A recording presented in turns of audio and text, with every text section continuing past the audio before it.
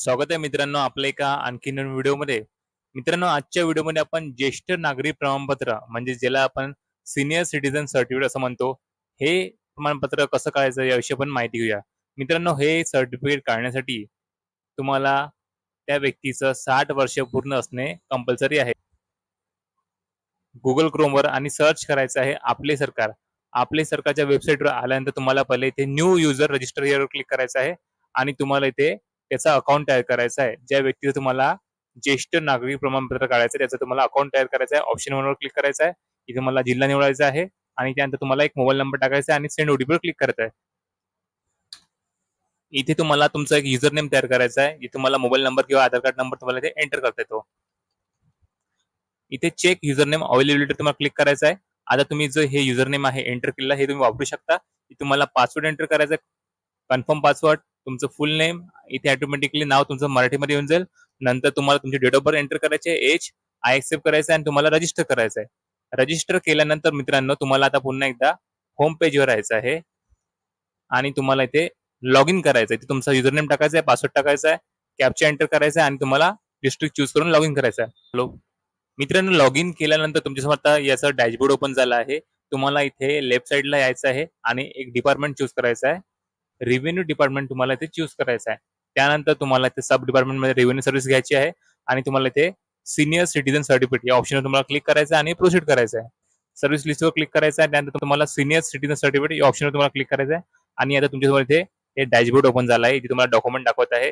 Proof of identity मध्ये आधार card द्यायचं तुम्हाला, प्रूफ ऑफ ऍड्रेस मध्ये तुम्ही राशन कार्ड देऊ शकता आणि नंतर तुम्हाला एज प्रूफ मध्ये तुम्हाला त्या व्यक्तीची टीसी अपलोड करायची आहे किंवा मग बर्थ सर्टिफिकेट अपलोड करायचं आहे आणि रेसिडेन्स प्रूफ मध्ये तुम्हाला एक तलाठीचा दाखला किंवा मग तुम्हाला महानगरपालिकेचा रहिवासी दाखला इथे मला अपलोड करायचा आहे. अदर डॉक्युमेंट मध्ये तुम्हाला आधार कार्ड द्यायचं आहे, रहिवासी दाखला द्यायचा आहे आणि एक सेल्फ डिक्लेरेशन स्वघोषणापत्र याची लिंक आपल्या व्हिडिओच्या डिस्क्रिप्शन मध्ये खाली दिलेली राहील. तुम्ही ते फिल करून तिथे अपलोड करायचं आहे. आता तुम्हाला ते कंटिन्यू करायचं आहे. हे 7 दिवसामध्ये सर्टिफिकेट तुमचं जे आहे तयार होणार आहे. तुम्हाला कंटिन्यूवर क्लिक करायचं आहे. त्यानंतर तुम्हाला ते सॅल्युटेशन निवडायचं आहे. तुम्हाला ते श्री वडिलांचं नाव एंटर केल्यानंतर तुम्हाला खाली यायचं आहे. ऑक्युपेशन निवडायचं आहे. ऑक्युपेशन मध्ये तुम्हाला ते व्यक्ती काय करतात तुम्हाला इथे निवडायचं आहे आणि त्यानंतर तुम्हाला इथे खाली त्याचा आधार नंबर इथे एंटर करायचा आहे. आधार नंबर एंटर केल्यानंतर तुम्हाला तिथे ऍड्रेस एंटर करायचा आहे आणि नंतर तुम्हाला इथे आपत्कालीन स्थिती व्यक्ती संपर्क तपशील म्हणजे तुम्हाला घरच्या एका व्यक्तीचे नाव इथे एंटर करायचं आहे. नंतर इथे दूरध्वनी क्रमांक म्हणजे मोबाईल नंबर एंटर करायचा आहे. मित्रांनो, फॉर्म आता पूर्णपणे सबमिट झालेला आहे आणि तुम्हाला तिथे खाली इथे डॉक्युमेंट अपलोड करायचे आहे. 160 बाय 200 पिक्सल मध्ये त्यांचा तुम्हाला फोटो अपलोड करायचा आहे. फोटो अपलोड केल्यानंतर तुम्हाला तिथे खाली यायचं आहे आणि ओळखीच्या पुराव्यामध्ये तुम्हाला त्यांचं आधार कार्ड जे आहे ते अपलोड करायचं आहे. आधार कार्डची साईज 75 ते 500 KB च्या मध्ये तुम्ही अपलोड करू शकता.